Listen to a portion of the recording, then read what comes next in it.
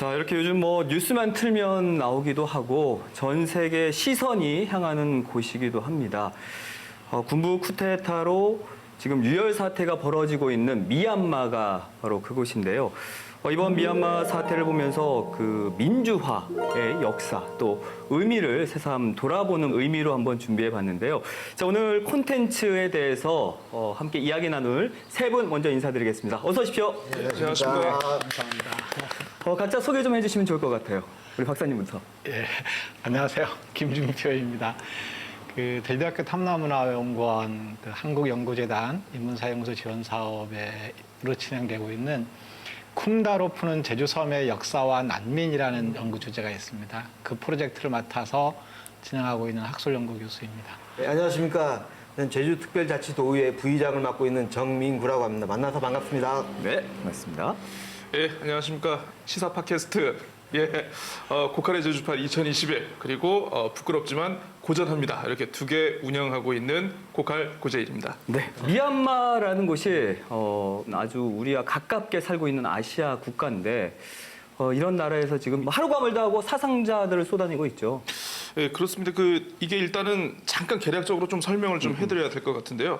미얀마가 이제 지난해 11월에 이제 총선이 있었습니다. 5년 단위로 총선이 치러지는데 총 462개의 상하원 의원을 뽑는 선거에서 네. 이 아웅산 수치가 이끄는 민주주의 민족동맹이라는 NLD라는 당이 있습니다. 이 당이 395석, 거의 뭐 400석 가까이 석권을 해가지고 이게 뭐 거의 뭐 단독 정부를 수립할 수 있는 그런 의석이라고 하더라고요. 그에 비해서 제1야당, 여기가 지금 약간 군부하고 조금 약간 연결이 되는 곳이 있는데 통합 단결 발전당 USDP 좀 이름이 별로 안 좋네요. 또 무서워요. 단결 방이 네. 여기가 25석 이렇게 차지를 했습니다. 그러니까 이 투표 결과만 놓고 보면은 정말 미얀마 국민들의 어떤 민주주의에 대한 열망, 경제 발전에 대한 열망이 지금 이렇게 반영된 것이다. 이렇게 세계적으로 해석들을 많이 하시는데요. 문제는 지금 군부에서 이 선거가 부정선거다라고 이렇게 주장을 하면서 결과를 받아들이지 않고 있습니다. 왜 그런가 하니 지금 이제 정부에서 이제 이번 압승을 계기로 올해부터 이제 개헌을 준비를 하려고 했거든요. 네. 그런데 이제 이 미얀마 지금 현행 헌법 체계상에서 이렇게 개헌을 하려고 한 이유가 뭐냐면 세상에 저는 이거 오늘 자료 조사하면서 처음 알았는데 미얀마 같은 경우에는 헌법상 군부가 25%의 의석을 보장받도록 이렇게 맞아요. 헌법이 예. 되어 있다라고 합니다. 그러니까 이게 21세기를 사는 국가에서 이런 헌법이 과연 가능할까? 그리고 또 심지어는 뭐 내무, 국방, 국경경비 등 치안과 관련해 가지고 세 개 부처의 수장을 자기네 마음대로 임명을 할 수 있다고 하더라고요. 그래서 어쨌든 개헌 움직임에 반대하는 군이 2월 1일 정부와 의회에 강제 해산을 집행을 했고요. 그리고 주요 요인들을 이제 체포를 하기 시작을 했습니다. 자, 그런데 2월 7일 날 발포를 허락한다라는 어떤 문건이 발견이 됐나 봐요. 미얀마 내부에서. 그래서 실제로 9일부터 발포로 사상자가 발생을 했는데 사실 이제 74일 오늘 녹화일 기준으로 저희가 74일이 지났지만 도대체 어느 정도 정확한 피해 규모가 나왔는지 저도 좀 찾아보려고 했는데 피해 규모를 일단은 죄송하지만 알 수가 없습니다. 왜 그런 거 아니? 뭐 다들 아시겠습니다만 지금 군부가 이제 모든 상황을 지금 다 통제하는 바람에 내부에서 발생하는 게 지금 외부로 전혀 알려지고 있지 않아요. 다만 우리가 유추를 해볼 수 있는 건 뭐냐면 지난 12일에 SNS에 사진이 하나 떴습니다. 미얀마 시위대 청년으로 보이는데요. 그 골판지에 이렇게 매직으로 글씨를 쓰셨더라고요. Just 700 people killed in 70 days. 우리 결국 우리 70일 동안 700명밖에 안 죽었다. Take your time, UN. UN 천천히 하셔도 좋다. We still got millions left. 아직도 죽어야 할 사람이 수백만이 남아 있다. 그러니까 쉽게 뭐냐면 조속한 국제사회의 개입을 이런 식으로 지금 촉구하는 지경에 이르렀다. 그러니까 이 정도면 국제사회에서 좀 개입을 해야 되는 거 아닙니까? 근데 제가 보건데 이제 고민스러울 거예요. 왜냐하면 제가 아시는 분도 평화 유지군을 파견해야 되는 거 아니냐 그렇게 말씀을 하시더라고요. 그런데 그러면 지금 그 미얀마 군부랑 부딪힐 거란 말이죠. 그 속에서 가장 피해를 보는 집단은 미얀마인들이에요. 이런 부분에 대한 그 고민이 좀 있을 것 같고요. 그 두 번째가 그럼 제재를 하자.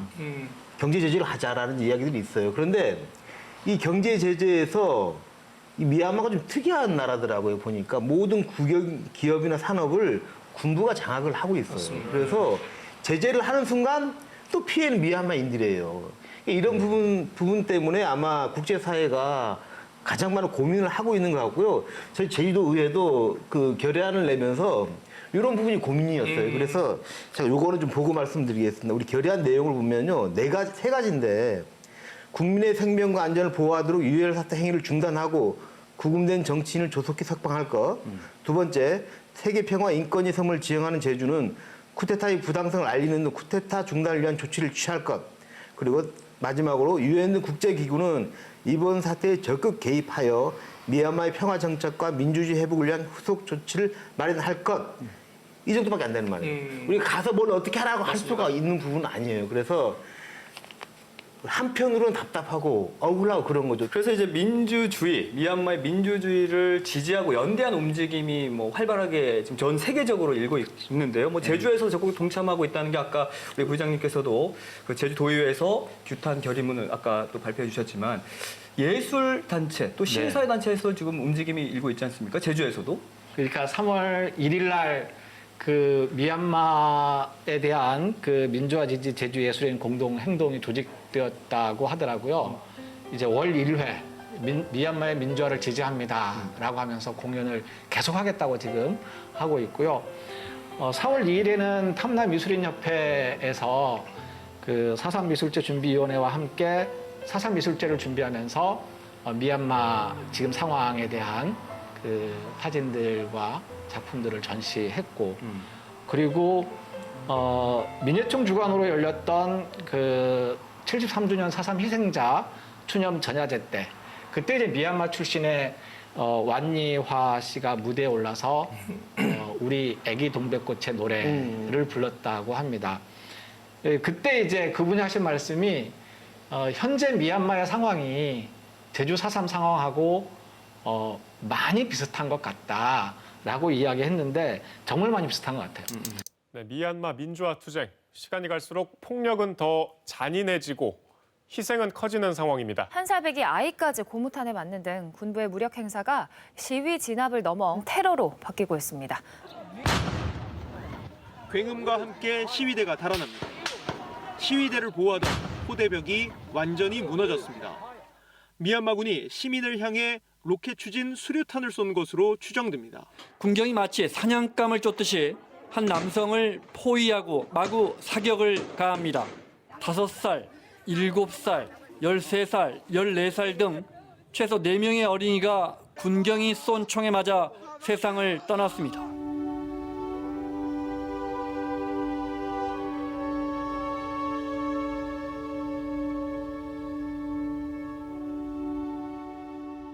박사님께서 미얀마 한 출신의 그 분이 제주 4.3과 지금 미얀마 사태가 굉장히 비슷하다라고 해주셨어요. 근데 세 분이 다 거기에 공감을 해주셨거든요. 어떤 점이 비슷하다고 보세요? 제주 4.3인 경우에는 이승만 정권이 수립이 되면서 그 권력을 공고히 하기 위해서 반대하는 제주 사람들을 완전히 그냥 다 죽여도 좋다는 식으로 밀어붙였던 것이고 지금 미얀마 군부 같은 경우에는 우리 말고 소수민족들이 우리 민족 정체성과 맞지 않고 식민지 부역을 했기 때문에 우리 독립에도 같이 참여하지 않았던 사람들이고 그러니 그들을 완전히 추방하겠다라고 하면서 이제 학살을 했던 게 초기고 그리고 지금 현재 전개되고 있는 거기 때문에 그런 의미에서 이제 국가 공권력에 의한 시민들에 대한 이제 학살, 폭력, 예. 그 점에서 이제 비슷하다고 볼 수 있죠. 저도 뉴스를 보면서 화가 정말 많이 났던 게 뭐 희생의 대상이 그 누구도 되면 안 되겠지만 어린 아이들의 희생이 굉장히 또 많아요. 예.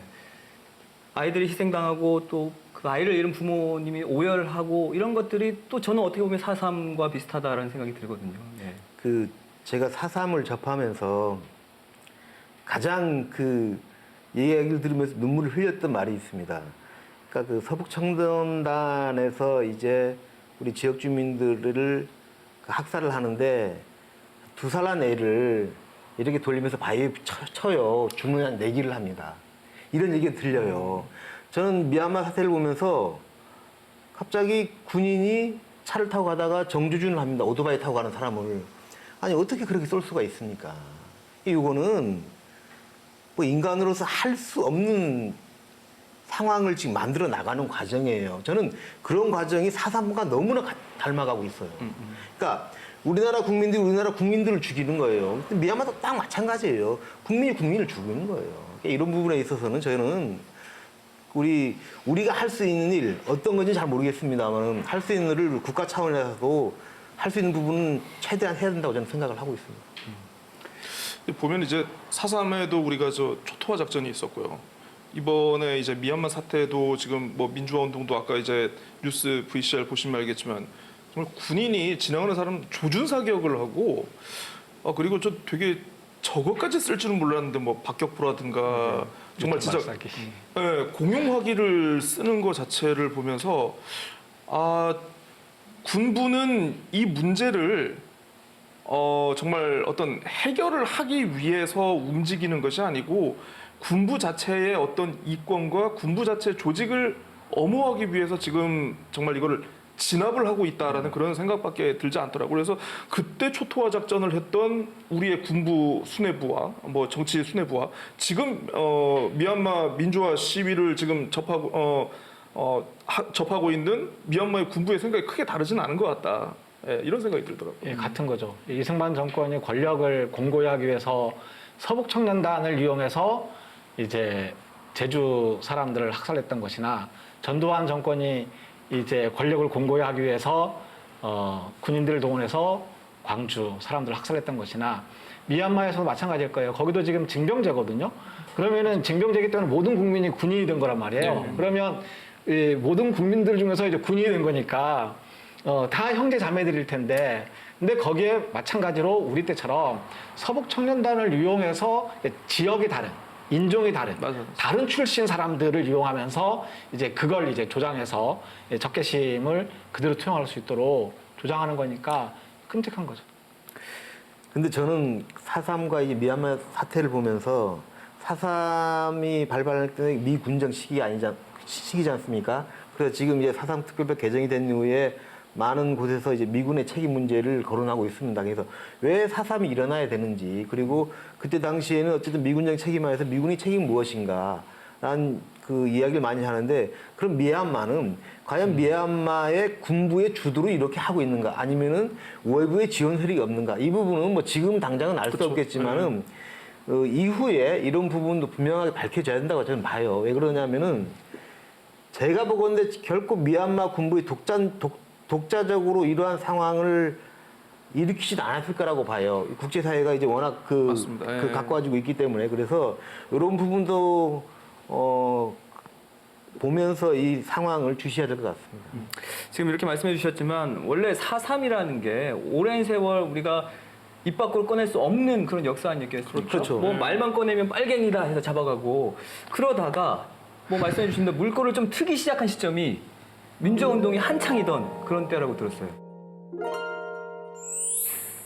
제 카톡 프로필에 이제 4.3의 섬 준표라고 이게 적어놨는데, 그 4.3을 죽을 사자에다가 삶을 예, 이제 썼거든요. 근데 그 4.3을 이 죽을 사자와 삶을 뜻하는 라이프 3자를 쓴 게 대학 때 그 학교에 붙은 표지판에서 처음 봤어요. 그래서 그때가 87년도 네, 후반, 그래요. 그러니까 80년도 후반이었죠. 그때부터 제주도 대학생들은 4.3을 맞습니다.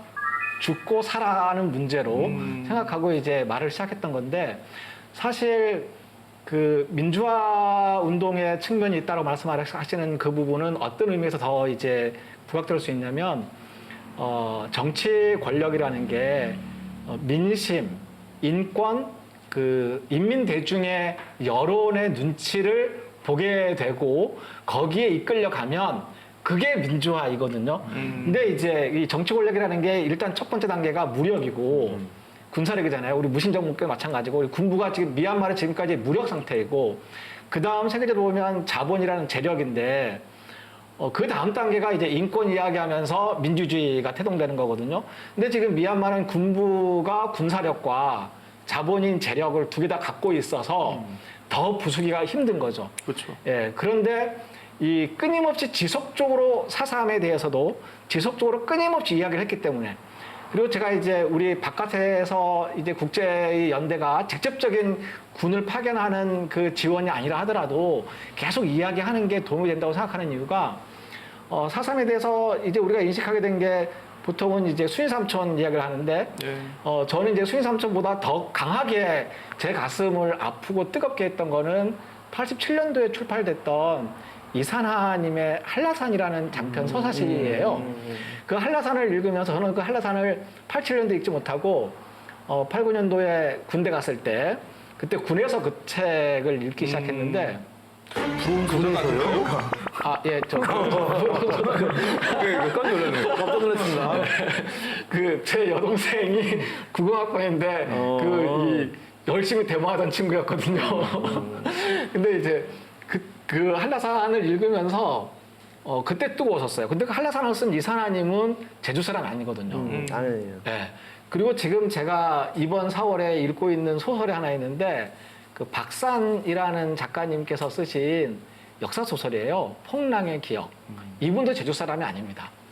근데 이번 4월에 나왔어요. 이게 출간됐는데 그 폭랑의 기억이라는 그 책을 읽으면서 또 한 번 생각하는 거죠. 그러니까 제주 사람이 아님에도 불구하고 밖에서 공감해주고 글을 써주는 사람들이 있고 그리고 제주 4.3 이야기를 제주 밖에 있는 사람들이 공감해서 이제 알게 되고 인식하고 되고 회자될 때 그때 이제 민주주의가 꼽히는 거라고 생각하거든요. 미얀마 지금 상황이 그런 거라고 생각이 들어요. 그래서 계속 우리가 이런 얘기하는 거라든가 예술인들이 월 1회 공연하는 거라든가 이런 것들이 계속 회자되는 민주주의 열망을 이렇게 불태우는 일이라고. 그나마 박사님 얘기에 좀 위안이 됩니다. 원래는 4.19 혁명 이후에 지역 국회의원 3분이 문제 제기를 합니다. 그래서 국회 차원에서 그 진상조사단이 꾸려지고 한 열흘 정도 그 피해 신고를 접수를 받아요. 그래서 엄청 그 짧은 시간이지만 많은 그 피해 신고 사례를 봤습니다.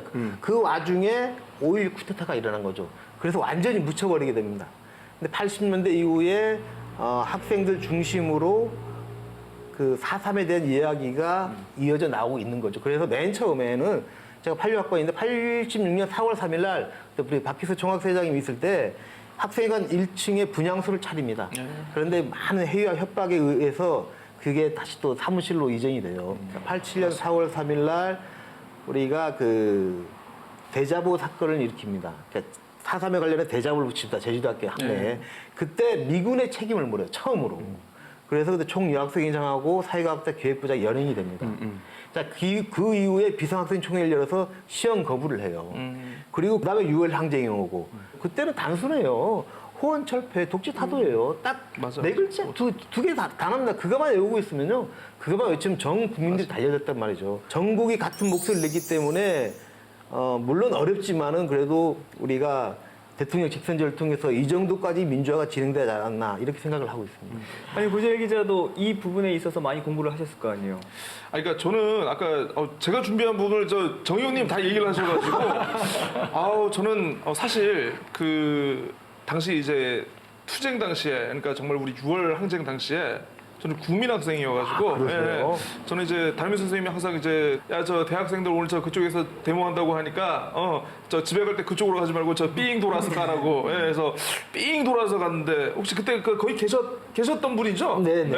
아유 예. 정민규 의원님은 그때 거기 계셨고 저는 또 삥 돌아서 그 제대 입구에서 그 밑에 밑강밭 건너가지고 아라동 지나가지고 이제 집에 갔던 사람이고 피해서 돌아가지고 삥 피해서 그냥 돌아갔네요. 거기 이제 제대에서 이제 과양까지 걸어왔죠. 아니 근데 그 하는 곳이 딱 정해져 있었나 봐요. 아니, 그러니까 그 대문 그 정문을 넘어서 그 지금 벚꽃길이 아주 그 좋은데 거기를 막아버리면은 버스도 못 가고 그러니까 대다수 학생분들이 걸어서 내려간 적이 있죠. 그 이제 6월 항쟁 얘기가 나왔으니까 제가 말씀드렸는데 이거는 좀 비하인드 스토리입니다. 원래 6월 21일 날 처음으로 이제 그 저희들이 중앙로에서 그 남문호탈이죠. 남문호에서 모여서 이제 그 이야기를 하는데 원래는요. 저희들이 오전에 우리가 1학년, 2학년, 3학년 중에 별동대를 조직을 합니다. 한 30명 정도가 버스를 타지 않고 우회해서 제주중앙까지 걸어서 가요. 2시쯤에 저희들이 그 현대학국하고 현대학국 그 횡단보도하고 중앙로 사이에서 다 튀어나와서 가속시행을 벌이거든요. 그때 몇 분이 잡혀가셨어요. 그래서 근데 워낙 시민들이 호응이 좋으니까 다 잡아가지 못하는 거예요. 그래서 저희들은 대를 정비해서 남문호타리에서 중앙로 보면 좀 이런 경사가 되지 않습니까? 저희들이 2시간 동안 거기 앉아가지고 계속 그 구호를 외치면서 시위를 하고 있었는데 마침 제주도 학교에서 학생들이 내려오는 거예요. 그래서 남문호타리에서 모여서 토론회를 합니다. 그게 6월 21일 남문호타리에서 했던 가장 맨 먼저 했던 가두투쟁이에요. 지금 사진에 나오는 저게 모습인가 맞습니다. 봐요. 예, 저게 맞고 그런데 또 중요한 것은 무엇이냐면요. 제주도는 시위가 그렇게 많지 않았어요. 그래서 시위를 진압할 경찰들이 없는 거예요. 다 육지로 간 거예요. 근데 저분들은 제가 알기로는 그냥 이제 경찰서에 근무하시는 나이 드신 형사분들 이런 분들이에요. 전투 경찰들이 아니에요. 보니까 그래서 복장만 저렇게 차고 예, 가고. 복장을 저렇게 하신 거고 그래서 저 많은 그 시위대를 진압할 수 있는 무력이 없었어요. 그래서 그때 저희들 아주 편안하게 그 토론도 하고 그러면서 그것도 우리 그때 도민들의 엄청난 응원을 얻었어요. 저는 가만히 있으면 진짜 빵하고 우유를 많이 갖다 주고 그랬습니다. 아, 저는 안타까웠던 게 1987 영화를 보면 이렇게 한 줄은 전 모르고 엔딩 장면에 보면은 각 지역에서 민주당이 일으켰던 그 실제 모습이 올라가거든요. 뭐 보여줘요. 뭐 대구, 광주, 부산 할 것 없이 다 보여주는데 제주를 안 보여주더라고요. 아, 그래요? 제주 그 선배님들이 혹시 안 하신 건가?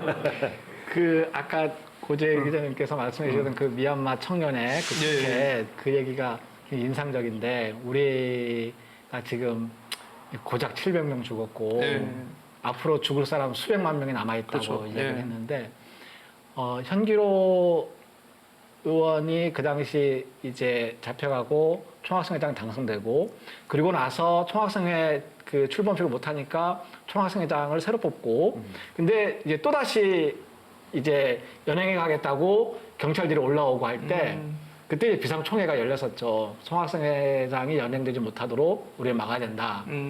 그때 이제 어떤 이야기를 했냐면 그 얘기 비슷한 거였어요. 총학생회장 잡아가라 그러자. 그리고 총학생 다시 뽑자.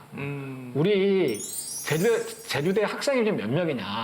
다 총학생회장 한 번씩 하고 다 잡혀가면 되지 않느냐. 모두 잡혀갈 그런 얘기 때까지. 있었어요? 아, 이거 저는 몰랐네. 아니, 이런 말씀 들어보면 왜 아까 돌아가셨어요? 전혀 그럴 분이 아닌 것 같은데. 아, 그 현장에서 제가 이런 걸 했었거든요.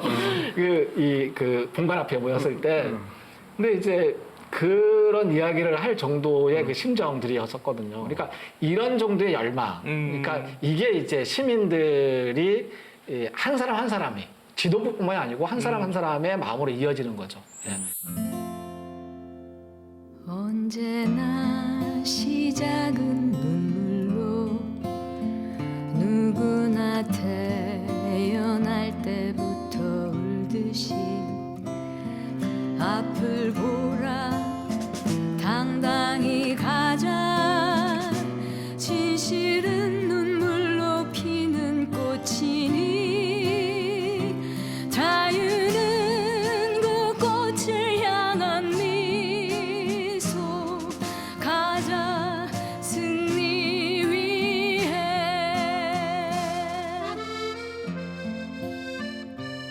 4.3 이후로 시민들이 거리로 나오고 또 목소리를 낸다는 그 자체가 정말 쉬운 일이 아니지 않습니까? 그렇죠. 예.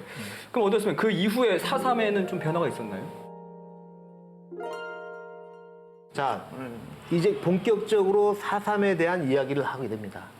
그래서 4.3 연구소가 탄생이 됩니다. 그리고 그 제주특별자치도의회에서 4.3 특위가 구성이 됩니다. 근데 박희수 당시 의원님께서 아마 전국을 다닌 걸로 알고 있고요. 그때부터 시작해가지고 지금까지 와 있다고 보면 됩니다. 지속적인 한 목소리를 낸 거예요, 도민들이. 앞으로도 한 목소리를 낼 것이고요. 그래서 4.3 특별법 개정이 지금 국회를 통과했고, 지금 정부에서 시행령을 만들고 있지만은 저는 그게 마무리가 됐다고 보진 않아요. 자, 이제 재심 과정에서 무죄를 받았단 말이에요. 그럼 평생 빨갱이 소리를 듣다가 무죄예요. 그럼 누군가는 사과를 해줘야 될 거 아닙니까? 물론 국가에서 대통령이 사과를 했겠지만은 저는 미군정 시기에 있기 때문에 왜 이렇게 할 수밖에 없는지에 대한 분명한 진상 규명이 있어야 된다. 그래서 우리가 백비에다가 이름을 써야 된다. 지금 그 마지막 남은 과정이 있겠고 지금 우리가 1세대 분들이 거의 이제 고령이시지 않습니까? 그분들이 있을 때 백비에다가 사상 정명을 쓰는 게 맞다라고 보고 우리 도민들도 특히 우리 국민들도 같이 한 목소리를 내줘야 된다고 생각합니다. 그러니까 저는 이제 언론에서 이렇게 좀 관련한 얘기를 좀 이렇게 해야 될 것 같은데요. 1988년이 마침 딱 40주년이 되는 해였습니다. 그러니까 당시에는 이제 뭐 신군부가 했던 옛날의 정책 중에 가장 유명한 게 언론 통폐합에 따라서 1도1사 일간지가 하나밖에 없었죠. 이제 그때는 이제 제주신문인데요. 지금에 있는 그 제주신문하고 다른 신문이에요. 예. 당시 이제 특집 기사를 내기 위해서 16명의 특별 취재반이 꾸려졌습니다. 40주년을 맞아가지고. 그래서 처음에는 이제 취재도 굉장히 정상적으로 잘 됐고 기사도 잘 어떻게 뭐 실어가면서 도민 사회에 굉장히 반응들이 좋았다고 하는데 경영진이 기자를 해고하는 그 유명한 제주신문 해고 사태가 발생을 하게 됩니다. 그래서 이 해직 기자들이 갑자기 정말 많이 넘쳐나게 되니까 그분들이 모여가지고 도민주를 합쳐가지고 자기 사주를 출자를 해가지고 1990년에 재민일보를 세우게 되죠. 이 재민일보도 마찬가지로 지금의 재민일보와는 뭐 소유구조라든가 뭐 이게 좀 많이 다른 곳입니다. 예. 그래서 이제 그 제주신문에 있던 분들이 다시 재민일보에서 취재반을 꾸려가지고 사상 관련 취재를 계속 창단로부터 이어갑니다. 그래서 이걸 나중에 총 105회 분량의 연재를 하셨다고 하더라고요. 그게 그 유명한 사삼은 말한다라는 게 됩니다. 그래서 사실 이 사삼은 말한다 이후부터 새로 이제 언론도 많이 생겨나고 굉장히 좀 약간 활동들이 활발해졌습니다. 그 1992년에 아마 혹시 기억하실지 모르겠습니다만 당시 당시 그러니까 여기 말고 M본부, 예, M본부의 그 드라마 중에 여명의 눈동자, 예, 다랑시 오름이 나오고 그렇죠.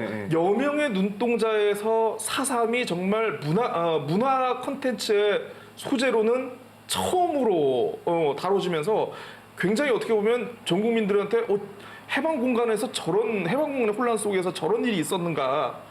저도 굉장히 충격적으로 봤던, 사실 뭐 많은 분들이 뭐 뱀 찢어먹는 것만 이렇게 생각을 하시던데, 예, 좀 그런 일이 있었고, 제주 MBC에서도 이제 다랑쉬, 굴의 침묵이라는 주제로 실제로 거기 이제 학살 현장에 이제 유골들을 이렇게 이제 발굴해가지고 보도하는 등 나름대로 굉장히 성과들을 하나씩 착실히 쌓아갔다 이런 생각이 드네요. 자, 이렇게 가만히 생각해 보면 뭐 예나 지금이나 마찬가지로 또 미얀마나 제주나 마찬가지로 어떤 부당함이 있으면 그 부당함에 맞서 싸우고 바꾸려고 했던 건 결국은 시민들이었던 것 같습니다. 그렇죠. 민주주의를 쟁취할 수 있도록 우리가 각자의 자리에서 노력하는 것도 물론 중요할 것 같습니다. 이 문제에 대해서 좀 관심 있게 지켜보고 있는 분들에게 좀 전하고 싶은 이야기가 있으시면 마지막으로 해볼까요?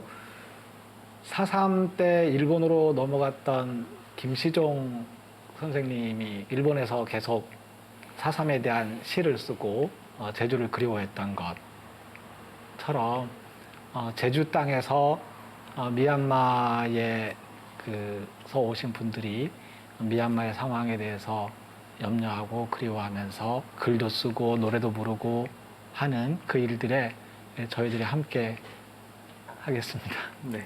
그 제주도에도 미얀마 분들이 많이 계셔요. 미얀마 학생들도 있고요.